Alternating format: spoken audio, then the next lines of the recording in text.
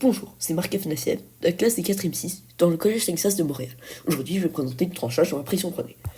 Premièrement, un peu de contexte sur l'impression 3D. L'impression 3D, c'est quand on imprime dans les 3 dimensions, la hauteur, la longueur et la profondeur.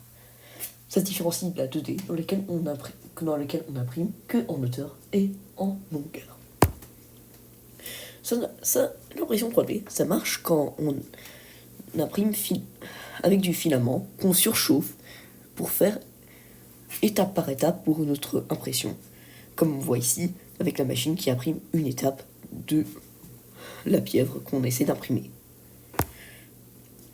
Le tranchage, c'est quoi? C'est quand on ajoute surtout des supports, parce que les supports, ça aide à maintenir notre impression 3D durant l'impression. On peut les voir ici, ici, ici, ici et ici. Quelques programmes de slicing. On a Cura, qui est gratuit et qui rend l'impression esthétique et te laisse emprunter les travaux des autres. Puis on a Prusa Slicer, qui est gratuit et te donne beaucoup de contrôle sur ton impression. On a Qt-Box, qui est gratuit mais avec des fonctionnalités payantes, marche bien avec l'impression à la résine et aide à rendre l'impression creuse. On a Kirimoto, qui est gratuit et marche bien avec n'importe quel navigateur et n'importe quel système d'exploitation.